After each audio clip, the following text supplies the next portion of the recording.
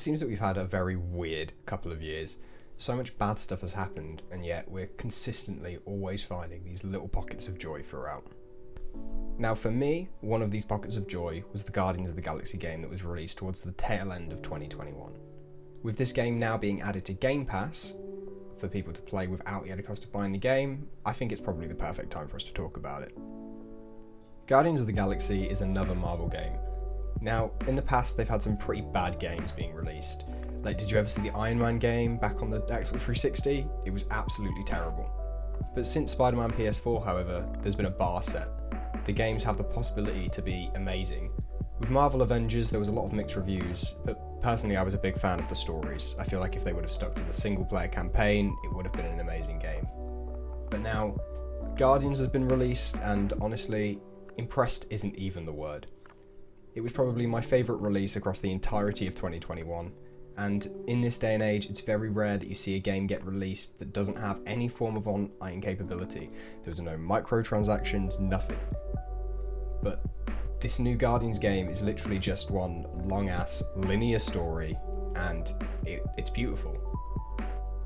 Now, when I bought the Miles Morales game on release for around $60 US, it kept me busy for about 8 hours, but I've managed at least 20 on just the first playthrough of the Guardians game alone. So although there isn't any online functions to it, just simply playing the game once is worth the cost. Now, the thing with that is as well, obviously this is now coming to Game Pass. If you are a Game Pass subscriber, you will get this for free, and it's 20 hours of an immaculate story. Now, I'm not going to give any of the story away, but there are a lot of things that really set this game apart from other games. And the main one for me was probably the ridiculous amount of character development from the start to the finish. There was even a cheeky bit of aggression somewhere back in the middle, where it was nice to see the actual emotion of the characters kind of come through. So the game follows the classic Guardians of the Galaxy, as we all know and love from the best movies of the MCU, but they've taken a very different approach. The story is following some of the comic book stories instead of those from the main films, which to me is honestly just a breath of fresh air. All the old games that were released always just had the same story as the films, and they would just come out, and playing them always felt a little bit stale. It was kind of just more like a money grab than actually them trying to produce a decent game. But with there being so much difference within the story of this and the movies, it doesn't just feel like you're watching a film at a very, very slow pace. So the game starts out with the team already together, and then each of their individual origins gets explained over the course of the game throughout the use of collectibles. I personally thought that this was a great choice, because you'd kind of find the collectibles during missions, and then when you'd go back to the ship in between each mission, you had the opportunity to talk to each character about their certain collectible, and this is kind of where I felt like the game really came alive, because you got to learn a lot more in depth about each individual character. But the voice acting for this game was honestly impeccable. The team did a really great job of making these characters really come to life. And the storytelling is so rich in the game that it's just pleasant to play, because you're just always active. Be that by the fighting, the exploring, or just listening to the way that everyone converses on their own. Some of the conversations that you overhear between the gang is just, honestly, it's comedy gold. It really brings you back to the thing that we love the most about the Guardians franchise, all of that hard-hitting comedy as well as all the emotional parts within it. But the game itself looks absolutely fantastic.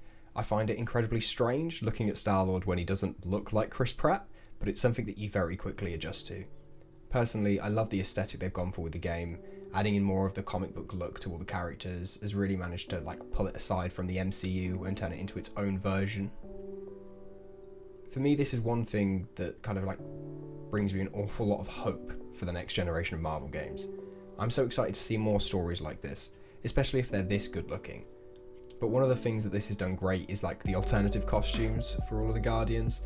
Some of these I personally thought were a bit terrible, but they did include the MCU versions of the characters, so it can kind of make you feel a little bit more comfortable with them if that's what you wanted. But all in all, there was nothing really about how the game looked at all that put me off. I did feel like some of the exploration was a little bit stale, but most of it was just kind of there to lead you to the collectibles and to get you to the next part of the story. Throughout the game, you're playing as Star-Lord. Although most people would have preferred to play as one of the other Guardians too, I think this way made it work, and it wasn't really too bad, because you can still control all the other Guardians through combat by asking them to do like specific attacks. Like, for example, you would use Gamora when you were trying to do high damage to a singular opponent. But then each Guardian has their own set strengths and their own set weaknesses, so there's some tasks during the exploration where you would need each Guardian to use their own powers or skills to help you progress, which is really great as it kind of shows how much, as a team, that they need one another. Now, when it comes to the combat in the game, it's honestly not the greatest, but I wouldn't necessarily say that it's bad. Like, for a long part, it just kind of feels like a means to an end. There's some parts of combats that felt really like fresh, and then there's others when you needed the different Guardians with you, and when there's like special parts of the story that really needed that. But then a lot of the time it's just kind of crawling between places and it felt a little bit pointless. But this being said, I can understand why you need to do those things, otherwise like the boss fights would just be too hard to do without knowing how to use the mechanics properly. There are also parts of the game where you your decision as a character will change the outcome of what's going to happen. Like, there's one part where you can either choose to go stealthily and avoid all the enemies, or you can go in for a full guns blazing fight, and I think that kind of choice really does make replayability within this game incredible. Now, one of the biggest things for me, when I think about Guardians of the Galaxy and I think about the movies, the biggest thing that will always hit me is the soundtrack. Right, Guardians of the Galaxy have had some incredible soundtracks on all of their films, and you know what? This game is absolutely no different. Like, it's just filled to the brim with loads of songs from the 80s. You know the kind, cheesy pop music that kind of makes everyone want to dance? Well, when that's going off in the middle of a massive firefight, it makes you almost forget about how the combat system isn't really that good, and because the atmosphere is just so great, the fight feels a lot more intense, and it's just so much more fun to play. Now, the blasters that you use as Quill are constantly growing, and although you have a very limited skill tree for each character, the fact that there are so many characters in the game, it makes it seem a little bit more complex than it really is. Overall, like, the gameplay mechanics are really easy to learn and they're great to control, and I think all of these skills, when added together, they make perfect balance for the team. But I can't say too much about the blasters because it gives away a large part of the story. Now, I played this game through on PC, and for the first half of the game I was using keyboard and mouse. I've got to say though that it really doesn't feel very optimised for it. There are some portions of the game, especially like the space missions where you're having to fly the ship, where it just doesn't control very well at all. So I ended up plugging in an Xbox controller and it ended up just being 10 times easier to control. This includes using the characters as well. So I genuinely think that if you are going to play this game, it's probably a much better option to use controller, and obviously if you're playing on Game Pass, chances are you're playing Game Pass on console, so you will be doing that anyway. But on launch, this game had a couple of bugs. None of them were really game breaking, most of them were just things not really loading in, but they've pretty much all been fixed now, so it's great to see that the development of the game has kept going, and hopefully they're still developing some DLCs to go and boost that story that little bit further. There was one bug that I had where I was flying a ship and the map wasn't loading and I just kept crashing, but I couldn't see what I was crashing into because it hadn't loaded in, which was slightly frustrating, but again, not really game breaking.